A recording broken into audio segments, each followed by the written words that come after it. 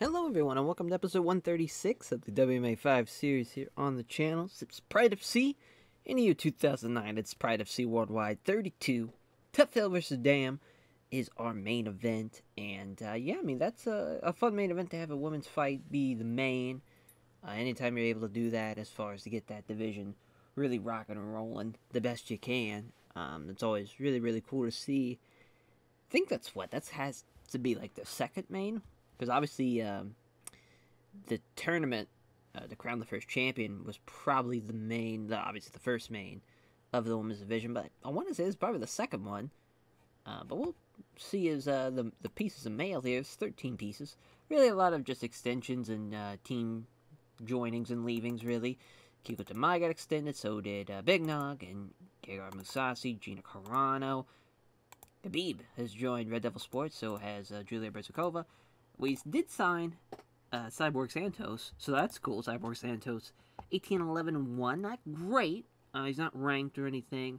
That middleweight division's so tough anyways, and to add another name like that is it's going to be tough for him for sure, because he really, he's done Cage Warriors and Jungle Fight, a couple of fights, and trying to think, I thought he Mecca too. I could have swore he had a UFC run, but I guess not. I think UFC were trying to sign him is what it was. But, so that's a big opportunity for him. I'm not sure if we'll have him start off here in Pride of C, if we'll send him down to either Elite XC or Rings. Kind of just depends on the roster and whatnot. So that's interesting. But Rummel Johnson got extended. Shogun left Brazilian top team and joined WMMA Jiu-Jitsu. Crow Cop, unfortunately losing his heavyweight titles, left Golden Glory as well. He got extended, so did Yuki Kondo, which Yuki Kondo probably, after losing to Nate Marcotte, I mean, again, very, very tough guys he has fought in his comeback to Pride FC. I don't know if we'll send him back down the rings or if we'll send him over to Elite XC. Either way, though, I mean, he's had a good run of fights, though. You really could think, really, from May of 04, he's only had 2 bad fights, and, one was poor and the other one was decent, but that's not bad. But obviously, you got to get some wins to stay around. We might give him one more fight. But, yeah, for this worldwide taping here, worldwide taping number 32, main event, of course, Aaron Toughill, Karina Damm. Co-main event, Cristiano Marciello taking on Uriah Faber. And I believe that's Uriah Faber's debut, so that's a big debut for him. In the lightweight division, obviously Uriah Faber, more of a smaller competitor, not used to fighting at, 161 is the limit for the lightweights here. So he's giving up at least 11 pounds, so that's just off of the weigh-in. But he's still wanting to go. And Aaron Simpson also giving up a good bit of weight, a more traditional middleweight, taking on Leopoldo Cerro, which obviously Leopoldo Cerro is an absolute savage. So that's a tough fight for Aaron Simpson, but he's making his debut as well. Carlos Newton taking on Dustin Hazelett. As in a welterweight contest, Julie Ketzi? I want to say that's right. Yeah, Julia Ketzi. I'm just going to go with that. Taking on Chris Cyborg in a women's contest. And then to kick off the show, heavyweight contest, Mark Kerr taking on Greg Whitman. As far as from Mark Kerr, well over 25 pounds on him. Does he have over Greg Wicked? That should be an interesting fight because obviously 2 wrestlers, but Mark Kerr has added to his arsenal as far as going up against the ropes and getting somebody in the Muay Thai clinch. If he's able to do that against Greg Wicked, that will be all she wrote for Greg Wicked because he's not going to be able to take out Mark Kerr like that. And the prelims, Brian Bader taking on Halleck Gracie, and what a fun kickoff to the prelim, and Anthony Showtime Pettis taking on Chan Sung Jun. God damn, the Korean Zombie. And Anthony Pettis, what a fun fight that shall be. I'm super excited for that fight. Obviously, very much younger in their careers, but really at this time, this is kind of when they're starting. Really, the WEC is really taking off at this point. Even maybe a little bit more it goes into in the next decade, but really WEC is pretty much on fire around this time, so you're kind of seeing the influx of what would have been WEC guys on the roster. So that's fun. But yeah, for our main event, Aaron Toughill, Karina Damm, 2 of the best pound-for-pound fighters in the world. I'm assuming that's from the female side of things. Neither fighter headlined the Pride event before. Toughill has finished 3 of our last 5 opponents. She trains at Minnesota Martial Arts Academy, which Damm has a local record of 1-0 against other newcomers to that team. She will have a significant weight and reach advantage, 5-inch reach advantage, assuming height as well, because Erin Tuffhill pretty tall, 5'11", I want to say, 5'10", that's right. Has 5'10", 27-2, obviously a lot of local fighters, but she's on a 2-fight losing streak, losing to Vanessa Porto and Shayna Baszler. It's a tough fight, though. Tough fight. Any really of those top 10 girls, I would say, that's a tough fight. Because Karina Damm, 12-2, 2-0 in Pride FC. She just beat Cyborg. Looks like she's looking to win with the rear naked choke. But someone who's fought some tough girls, though. Imi Fujino, as far as Tara LaRosa, of course, and Tara, having 2 fights against her.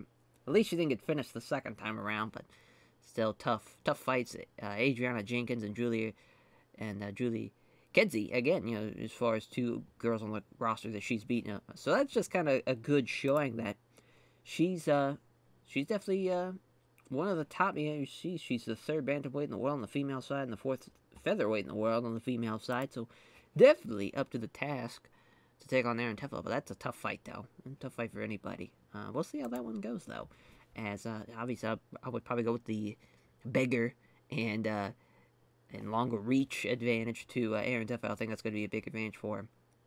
Then Cristiano Marciello taking on the California kid, Uriah Faber. As far as Marciello's ranked 9th, Faber is 11th. They both have won 3 of the last 5 fights for decision, so safe to say this one's going to go the distance. First time they have fought, Marciello will have a significant weight and reach advantage, a 6-inch reach advantage. But Uriah Faber still has the Blur Cat staff picks, making his debut, of course. Uriah Faber has been in, I want to say, Elite XC, WEC. That's right. Oh wow, he was in WEC. As far as he had the trilogy with Kid Yamato. Yeah, as far as Kid Yamamoto, what a fun trilogy that is. Though 2 split decisions and the unanimous decision as well. But obviously, with Uriah Faber, you're seeing some finishes as far as rear naked chokes and a guillotine, but mainly it's going to go by decision. He did knock out a local fighter, but he's probably not going to knock anybody out. Wrestling Jiu-Jitsu background. I think this is going to be a good fight, though. Because Cristiano Marciello, his Brazilian Jiu-Jitsu background and kind of his style of fighting kind of emulates a lot of what Uriah Faber can do. So we'll see. As far as, he's fought some tough guys, though. Like Josh Thompson and Gilbert Melendez and Gleison Tebow. Some tough guys. Tough guys for sure. So there should be an interesting fight, though. Let's see how that one plays out. If the debuting Uriah Faber will get the win as Aaron A. Train Simpson taking on Leopoldo Cerro. Leopoldo Cerro is a savage, so the fact that this is very close on the Black Hat staff picks is very telling for Aaron Simpson, as Cerro submitted 4 of his last 5 opponents. He's the 11th ranked middleweight in Pride FC. Leopoldo Cerro 60th, so he's ranked higher. Simpson has won 3 of his last 5 fights for decision. First time they have fought, and of course his debut. 3-4 in the Black Hat staff picks with a slight advantage to Leopoldo Cerro. I mean, 23-4, a hell of a record. It's been a part of the UFC, KSW, MFC. See if he's been in anything else. Yep, that's and some local shows, obviously, in the debut in the mod. But he's beaten David Terrell a couple of times. So he's only lost to Joe Dorkson and Patrick Cote. That's funny. For 2 guys we actually have signed that he's lost to. And that's not really a good sign as far as for Patrick Cote. Maybe we'll run that back. That'd be kind of fun to see. It was a split decision loss. And then he lost by decision to Joe Dorkson in the UFC. Not a great rating from, like, you have 2 very poors in the poor there. Assuming with his wrestling background, he's just going to be a lay and pray type of guy. We'll take a look and see if it says it. Yeah. Lay and pray type of guy. So that's always a gamble, obviously, but it's a winning gamble if you're Aaron Simpson. But Leopoldo Cerro has had quite the run so far. Beaten Rich Franklin, Alex Stevenson, Glover Teixeira, and unfortunately got knocked out by Omar Saleoff at Bushido Brazilian 9, rather, as, yeah, I mean, that's, he's had a hell of a schedule, though, and he's had a hell of a run so far. Before the no contest, the drug fight, I mean, obviously you could see the run of wins in Jungle Fight, which was just very, very impressive. It's crazy to think he's lost like Andrei Simonoff and Rigo Hoos, and he took on Merlio in the past. So, I mean, he fought some very, very tough guys, and now still able to get some wins over some tough guys here in the middleweight division. Still only 30 years old, which is absolutely insane. This is a tough fight, though, for both guys, for sure. It's the Ronin, Carlos Newton taking on Dustin McLovin Hazlitt. Another guy making his Pride of C debut. As Hazlitt has submitted 4 of his last 5 opponents. Carlos Newton is ranked 16th in the welterweight division. Dustin Hazlitt is ranked 23rd, as Newton has won 3 of his last 5 fights by decision. Carlos Newton's going to have a significant weight advantage, but Dustin's going to have an 8-inch reach advantage. That is massive. Blackout step pick still given to Carlos Newton. It's unfortunate what's happened to Carlos Newton. He's 13-10-1, but as you see here, on a 5-fight winning streak, that's a great sign. He's still super fucking young to think, as far as to have all those fights, it's still only be 33. That's not bad at all. Still out, he's just outside the top 15. He's at 16th there. If he gets a win here over Dustin Hazlitt, I mean, that could definitely help him into the top 15. Hazlitt's 23rd. Cincinnati, Ohio, though, for Dustin Hazlitt. As far as for him, let's say I think it was the UFC. Yeah, UFC, Pancrase. Didn't do that well in the UFC in his first run, but he was only a couple fights in when he got signed. But really hadn't fought any, noticeable names here. It should be interesting. He's coming in basically off a clean slate. And then Julie Genzi taking on Chris Cyborg, another person making their Pride FC debut, as both have finished, as far as the majority of their fights, 4 out of the last 5 for Julie, 3 out of the last 5 for Cyborg. Julie is ranked 18th in the Pride FC Women's Division. Cyborg is, weirdly enough, ranked 24th. Yeah, big favorite to win this one. I'm not surprised at all. Cyborg, of course, is a savage. She just really hasn't gotten their best footing as of late. She's fought some tough girls, though. And Vanessa Porthel and Karina Damm, those are 2 very, very top opponents. And, yeah, I mean, this will be a great fight, though, to really get her back in the right direction. And for Julie, Julie's coming in 13-4. Still, the 25th on the pound-for-pound list for the female side. 9th bantamweight in the world. Yeah, you see the losses. Adriana Jenkins, Emi Fujino, and Karina Damm. Obviously, they're both losing to Karina Damm. So they're coming in even on the MMA math side of things. But, yeah, I mean, just losing to people that are on the roster. Again, that's just telling to see how dominant that division is getting, really. As far as we've really brought in some big names. And I think we got a hell of a division now on our hands on the women's side of things. In the Smashing Machine, Mark Kerr taking on the Gladiator Greg Wicken to kick off the main show. And to kick off the TV taping is Smashing Machine. Mark Kerr hasn't won since September of 07. Tough break there. He's got a significant weight advantage, an 8-inch reach advantage as well. Still somehow the underdog on the Blackout staff picks. I think this is Mark Kerr's fight to win, though. 40 years old, not great. He's fought some tough guys, though, and Pete Williams and Alexander Emelianenko, though. Those are some tough guys. It's crazy he's beaten Heath Herring and Tom Erickson and Ice Cold Igor. He's gotten 2 wins over Roman Savachka. But yeah, obviously the initial run did not go the way we wanted it to, losing to Shamrock in his debut. Then he beat Carlos Barreto, which a lot of people did, then took on Goodrich and Chalette. He just fought the who's who, really the heavyweight division at that time. I mean, he didn't have anybody outside the top 10. Really had 3 guys that were ranked 6th and then a 3rd with Big Nog. So you have a former heavyweight champion there. A hell of a performer in Gary Goodrich, especially around that time. You can get, having a tough outing, especially his schedule, too. 3 fights in 2000, 2 in 2001. It started to get a little bit better by that time. Yeah, take it, as far as Pedro Hizzo, tough guy, and same thing for Alistair Overeem as well, obviously. But, yeah, I mean, I think this is a winnable fight for Mark Kerr. As for Greg Wicken, 2-5, not great in Pride FC, 14-9 as a whole. Has only won 1 fight out of his last 6, which was against Gabriel Gonzaga, which there is that, and he beat Heath Herring in his debut. It's crazy to think he was 13-4 when we signed him. It's like, oh, this might be a guy to really climb the rankings of the heavyweight division. And again, just kind of, the heavyweight division's so tough to crack. Got a lot of tough guys in Pedro Hizzo and Arvlovsky and Tim Sylvia. Obviously all those guys really have been within the top 10, and for some of those guys like Sylvia in the top 5. Tough. And Cain Velasquez, another tough guy. Enrico Rodriguez, losing to him. He hasn't been finished since the Arvlovsky and Tim Sylvia and Pedro Hizzo run. So we'll see if that happens here. But, yeah, I mean, I think that's going to be a fun fight, though. Hopefully. It could be a little interesting because they're both wrestlers, depending on how they approach it. But I think Mark Kerr is going to look to get him against the ropes and get him in that more tight clinch. We'll see, though. Is then Ryan Bader taking on Halleck Gracie. It's Bader as the 5-inch reach advantage, giving it up, is Ryan Bader to Halleck Gracie. Bader does have a civil weight advantage, though. And Ryan Bader does have the Blurcast staff picks 5-2. Bader, of course, early on in his career 3-0. Beat Roger Hollett to kick off the year, which was not that great of a fight. He just kind of weared him down. And for Halleck Gracie, he lost his debut to Alan Goes, which is... Alan Goes is a tough veteran, and he's beaten some names that you probably wouldn't have expected him to be. He's beaten Kira Shoji, though, as far as in the past. We'll see. This is a telling fight for Ryan Bader, and if Halleck Gracie loses here, it's not the end of the world, but it kind of shows him that, you know, this is a tough-ass middleweight division. And in a fight that should just go off the fucking rails, Anthony Showtime Pettis taking on the Korean Zombie, Chan Sung Jung. Pettis has finished these last 5 opponents. Pettis hasn't won since August of 07, which that lightweight division is very, very tough. You're taking on a lot of young guys, like Melvin Goulart, tough opponent. Ryan Healy, tough guy as well. There's really no easy fights there in that lightweight division. You're seeing it there. As for Chan Sung Jung, guy who's 2-0. He beat Sam Stalin, he beat Dennis Sever, 2 guys that have bounced out of the Pride FC division. So, really, as far as comparing the two, you know, he was kind of fed some more guys.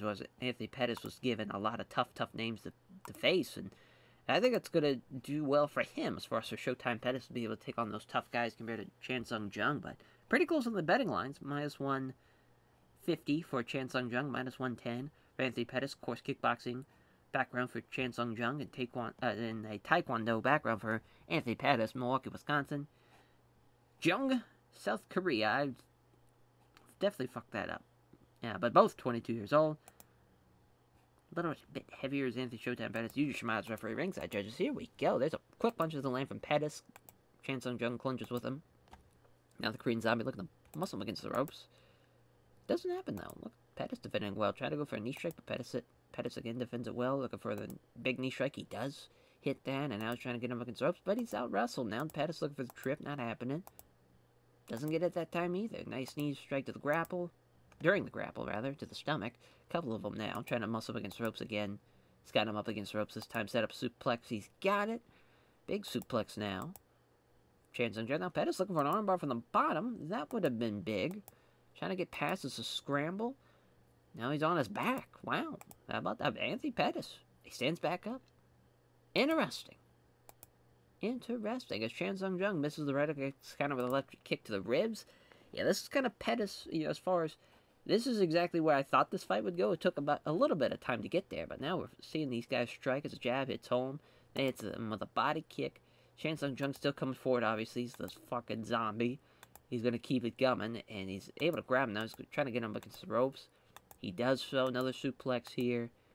Yeah, and now Jung's got his back. Trying to get both hooks in. Not happening, no.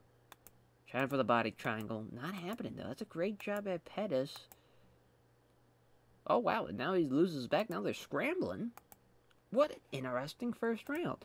Chan Sung Jung, he had the better of him during the grapple. But, man, if Pettis was able to capitalize during some of that on the ground, but he just refused to. He's keeping with the Taekwondo background. And now Pettis has a large bruise starting to develop on his body. That's got to hurt. Second round now. They step up and strike.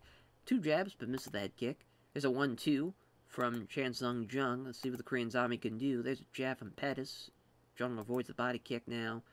Pettis is starting to breathe in a little heavier. Can't catch him with the separate shots, but gets hit with the right hook. Now, without taking too much damage, Jung is able to catch him in a grapple. He's got him with a knee strike now. Defends himself well. Look at the muscle against the ropes. He does so. Looking for a suplex.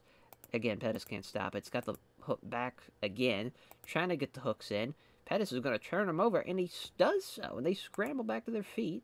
Chan Sung Jung is still moving well, but he's definitely breathing a little heavier now. His big right hand's off balance. Missing. Does Pettis, and now Jung comes in with a left jab and a head kick that's just wide of the mark. Now Pettis, again, the fatigue creeping in. Chan Sung Jung now looking for the takedown. He's got it. A few right hands now. And another comfortable win of the round for Chan Sung Jung. Anthony Pettis is not looking too hot here. See what happens in the final round. Pettis throws some strikes, kicks to the body, not happening, and Pettis was too aggressive, and that last kick is caught, and there's the takedown. Yeah, I mean, Anthony Pettis, he doesn't have any takedown defense, especially this early on. He's very much one-dimensional in that he's only got the Taekwondo and the kickboxing background, but that's about it. But Chan Sung Jung ends up in half guard. Look at the capacity he does, so it's his eye control now. Fires off some punches. Now looking for Kimura. Surprised that it was not locked in. Now looking for the arm triangle. Again, that is to stop in the submissions at least. Now looking for the rear naked choke. Again, that gets stopped, but that's the end of the fight. Your winner will be Chan Sung Jung, of course, by unanimous decision, which 3-0 for Chan Sung Jung in Pride FC, 4-1 as a whole. Yeah, I think it might be time for some rank, guys. We'll see. As for Chan Sung Jung, now our next prelim, Ryan Bader taking on Halleck Gracie. Ryan Bader 3-0, 4-1. Halleck Gracie. Gracie Jiu-Jitsu, of course. Wrestling background for Ryan Bader. Team Bison. Team Wildman. Team Wildman Valetudo. Plus 300 for Halleck Gracie. Bit of a underdog here. L.A. for Halleck Gracie, and then Chandler, Arizona. My God, I am just all over the place. There is the dyslexia getting the best of me. As Yuji Shimada, the referee, ringside judges. Bader may have weighed in the same as Gracie did yesterday, but clearly he's got the size advantage now. As Bader, look at the takedown right out of the gate. Now, Gracie should be comfortable on the bottom, but I don't think it's going to happen as far as anything happening here. Yeah, gonna be a lay and pray here for Ryan Bader. You hate to see that. Yuji Shimada's gonna, now, we're going right back down. Yeah, this was not gonna be too great. As Ryan Bader, he's like, you can do all your Gracie Jiu-Jitsu all you want. I'm just gonna keep you down here and not give you anything to work with. Now Gracie's looking to strike here. Hey, look at that, there's a jab. Misses the big right hand. And there's a jab and there's no power behind it at all. Bader again looking for the takedown. But Gracie with the 1-2, but Bader was equal to it. Now there's the takedown. Yep, and he's got it. Got the takedown. Try to get some separation. Not happening, though. Now Bader's looking to catch his breath. In half guard. Gracie gets some separation. Now he tries to scramble. And Ryan Bader seizes that opportunity. Got him side control. Blocks it into full guard. And that's the end of the first round. Ryan Bader just going to be dominating his way to this one, looks like. Oh, well, Gracie was aggressive here. He's not going down without a fight. You'll love to see it. Can't hit the setup left jab. It's a straight right, though. Still preparing to throw. Looks like he's about to shoot in, but Gracie took the initiative. There's a 1-2 from Gracie. Fails to land. It's probably going to give, Bader the opportunity to take him down. Yep, just going to keep on getting 100% of the takedowns. Trying to get the double underhook. Not happening. Trying to pass guard. Not happening. Trying to get side control now, but he does eventually pass, but it's only the half guard. Trying to get his leg free now. And it's a scramble here. Oh, wow. Look at Halleck Gracie, though. He's got his back. He's got the body triangle. That's... Oh, man, I thought that was going to be it. That would have been insane. Looking for it again. Still defends it well. I cannot believe that is happening. Loses out on the body triangle, but he's got it back now. Looking for the rear naked choke. I can't believe he didn't finish him. That would have been insane to see Halleck Gracie come back like that. Man, well, third round now, and Bader's got the takedown. Trying to pass.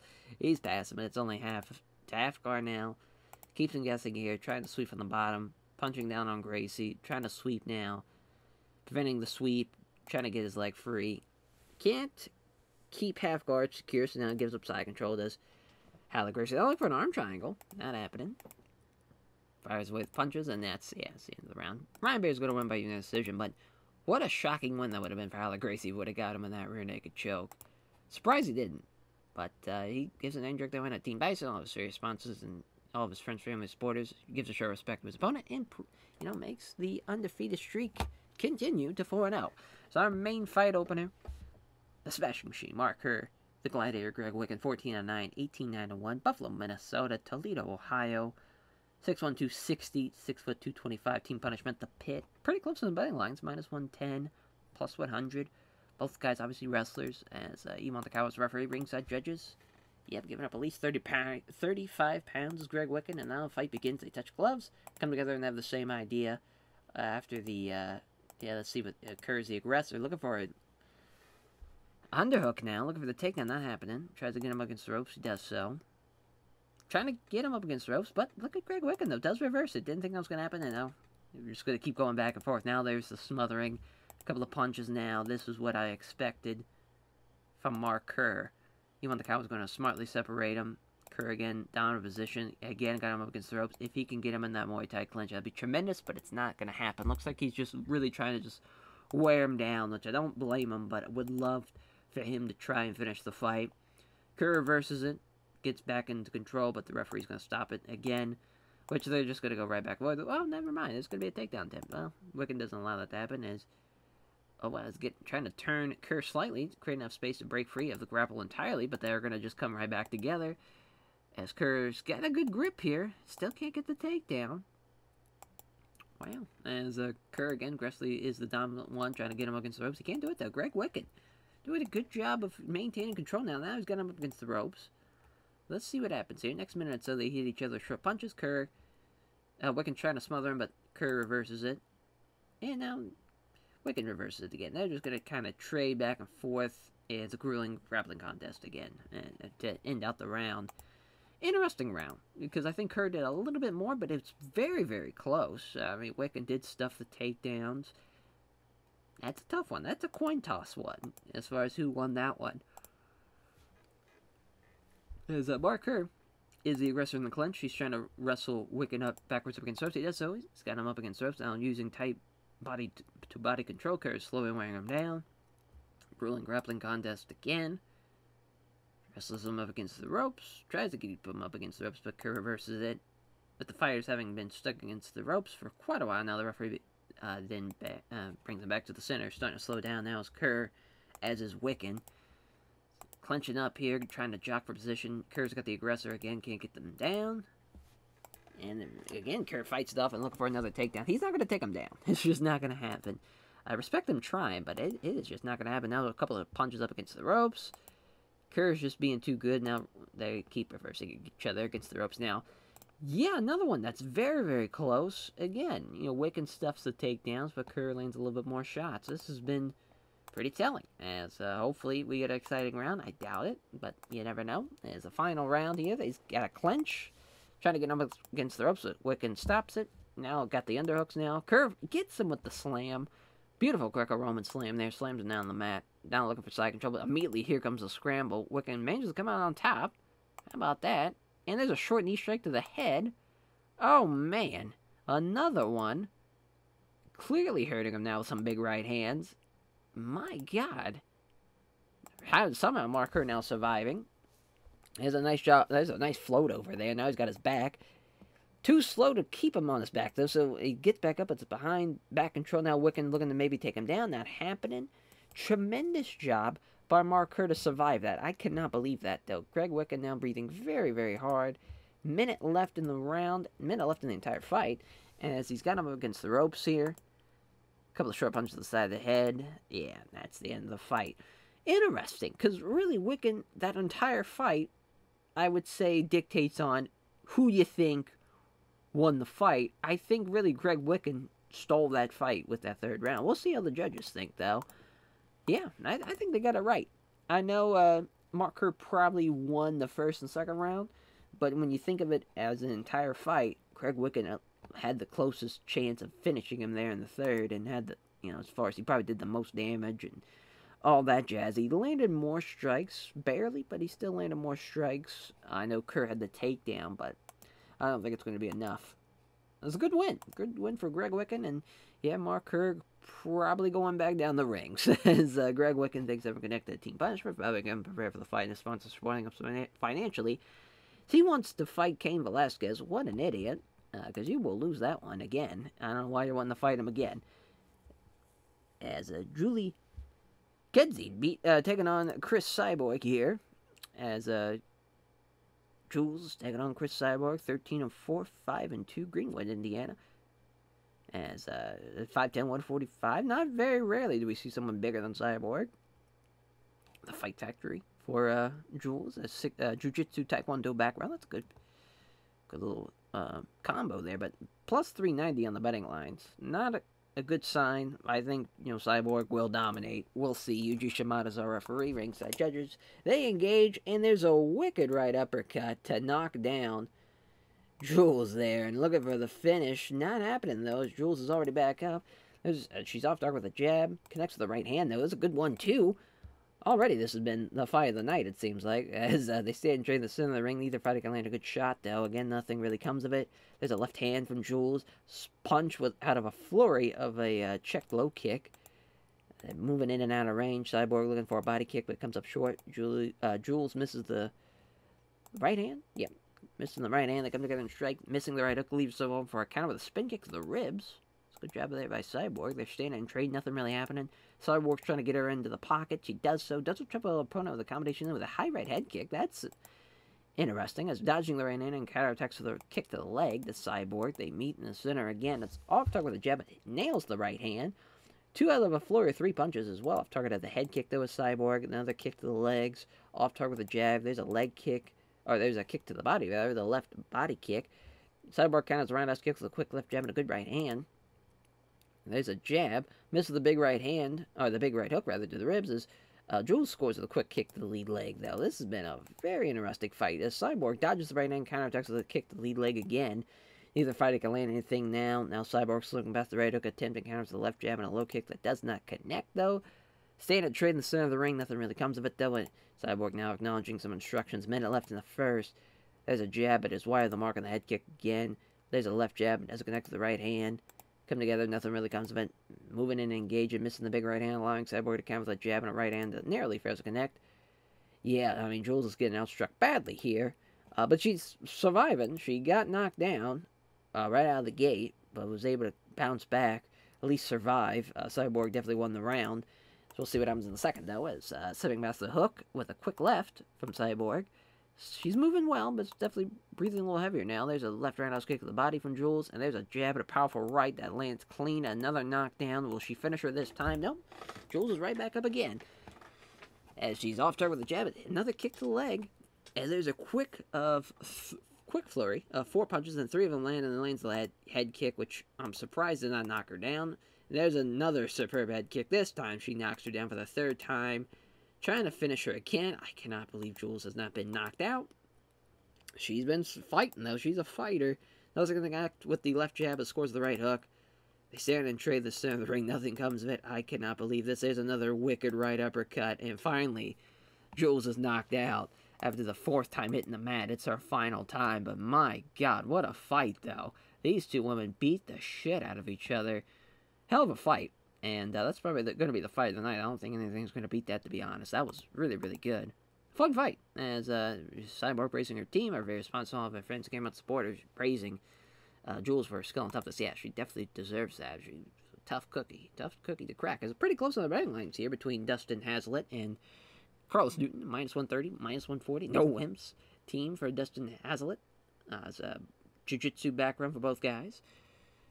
So what happened? A little bigger is Hazlitt, a little younger, obviously, but as far as weight-wise, they weighed in the same. He won the Cowboys referee ringside judges. Even though they weighed in the same, Newton's clearly has the significant weight advantage now, though.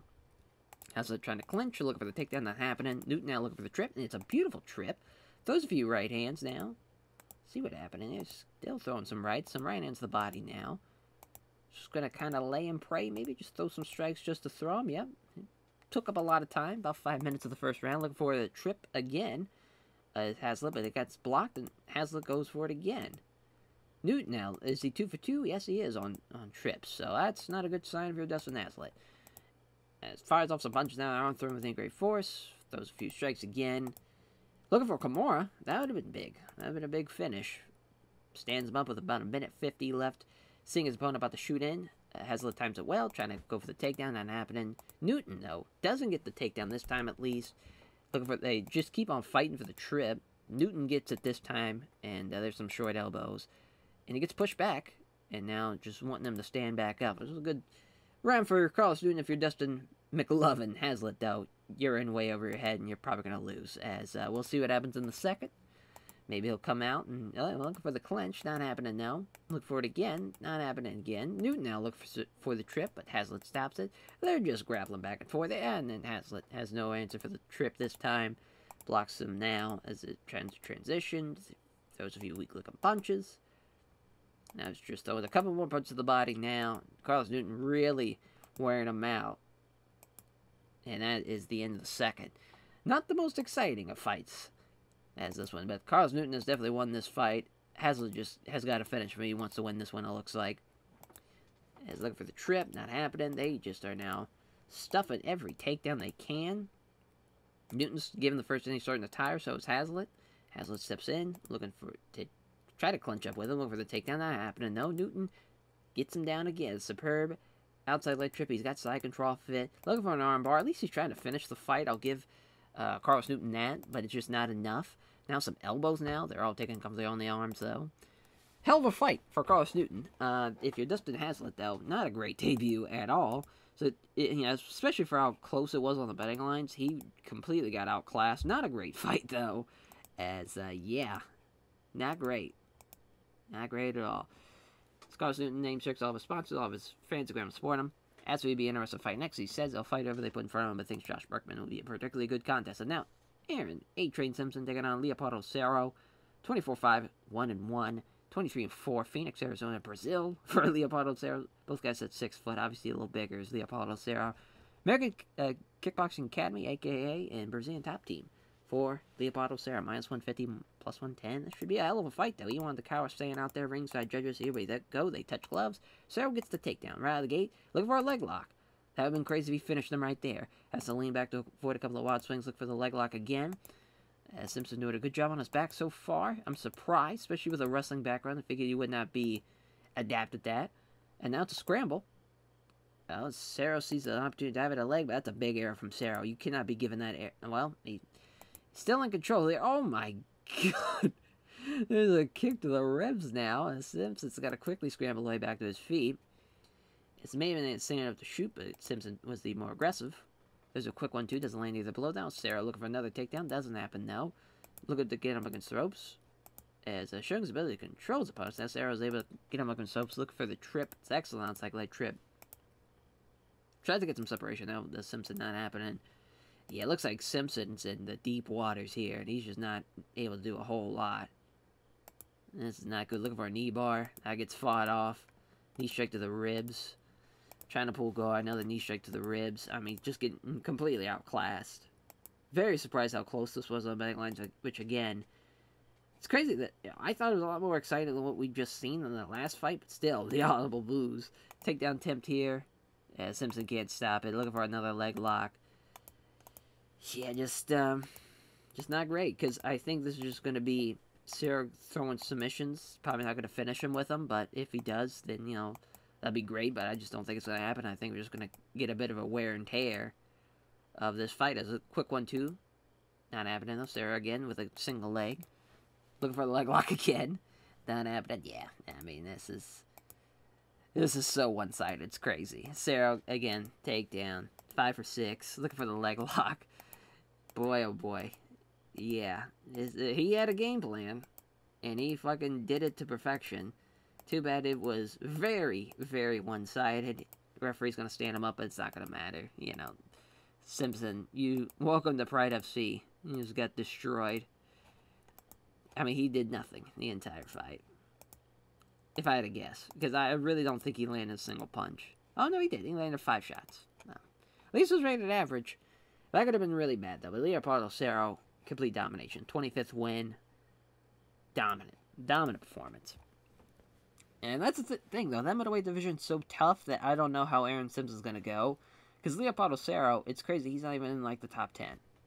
And he feels like it, though. He feels like he should be a top 10 guy. Because, like, he was ranked lower than Aaron Simpson was. Aaron Simpson was, like, 11th. So our co-main event now. Cristiano Marciello taking on the California Kid. Uriah Faber. 19-4, 15-3. -140 for the Team Alpha Male star. CM system for Cristiano Marciello. +110, Rio de Janeiro, Brazil. Sacramento, California for Uriah Faber. 5'4", 150, 5'7", 161. We'll see if the lighter, smaller Uriah Faber can get a win in his debut. So far, all the debutees have came up embarrassingly short. Maybe Uriah Faber's the one to change that whole tune. We'll see. They touch gloves. Marciello looking to close the distance. Faber now looking to get a shot in. There's a jab. But Faber fades to the big right. Throws some strikes on the right head kick, but Faber defends all of them. And he's even too slow, and so Faber catches it. Looking for the takedown, not happening. Got the underhooks now. Looking for the takedown. It's a quick Roman slam. He's got side control now. Blocks him now as he tries to transition the call. Great Kimura attempt. Not happening, though. Do like that. At least he's trying to finish the fight. Fires off some punches now. Yeah, I mean, he did a submission. Now he's just looking to lay and pray. Taking Nugumu. Stands him up. Marciello looks to close the distance, but, you know, Faber's looking to shot, but Marciello was more aggressive. Missing all the strikes in combination in with a head kick rather, as Peter going for a takedown, but again Marcialo's pushing the pace. There's a jab and a right cross. Marcialo's very tense though in the ring. Faber looking for the takedown, defends it. Does Marcelo, but he's still up against the ropes here. Now looking for the underhooks. That's a Greco-Roman slam again. Marcelo trying to get some separation here, but not happening. Looking to pass. Just trying to scramble here. Faber managed to come out on top as throws some few weak looking punches. Decides the next move. Looking to get past half guard now. Looking for a scramble. And Marcelo ends up losing out in the scramble. Trying to smother him, but he can't keep him down. Marcelo looking for an armbar from the bottom. That would have been unfortunate for Uriah Faber because he's had a hell of a first round. Did a very good job there. Definitely up so far in the fight. We'll see what happens in the second, but you know, right out of the gate, great movement and speed here from Uriah Faber. Not trying to get him down, but he couldn't. So he's got him against the ropes this time. Now the underhooks, Greco-Roman slam, some elbows now. Looking for an armbar from the bottom. If he can catch him with that, that would be insane. As now trying to counter the pass attempt. They find the scrambling for a position here as Marcelo's on his back again, pulling guard. A couple of double underhooks now. Can just throw a couple punches to the body. Look to get past the guard. Cannot find his way past it, though. They remain stuck there. Marcelo again looking for the arm bar. Faber looks for another takedown. He's got it. And, yeah, that's the end of the second. So, really, Marcelo, his only chance is to catch him on the crazy submission. Other than that, it's Uriah Faber all day. Can't get him down. Double underhooks now. Single leg. Got it. Looking to get apply the double underhooks so they stops him from fighting. Or stops him from swinging, rather, not really fighting. But now it's a scramble. As he's on his back. So look at Marcelo. He's in control here. Let's see what he can do. Fires off some punches now, trying to get some double underhooks in, but he can't do it. A few weak-looking punches now from Marcelo. Throws a few right hands again. And they're going to stand him up with 43 seconds. Lands a left jab. Faber evades the big right. Looks like he was angling for a takedown. Tim couldn't take the initiative. There's a left jab, but evades the big punch. Yeah, I think that will be Uriah Faber's victory. Yes, that will be. As Cristiano Marcelo, it's crazy that really his only chance was an armbar. And, like, Marcelo's pretty good. I mean, he's 4-2 in Pride FC. He's only lost to the best, really. So that's a really good sign for Uriah Faber. You're in there with the Sharks in that lightweight division. There's really no easy fights within the first, like, 20 guys. That's, I would say, really, I would say the middleweight division's the toughest. Then probably lightweight, as far as for Pride FC goes, right now, with our divisions. It's just so crazy. There's so many talented guys in that lightweight division.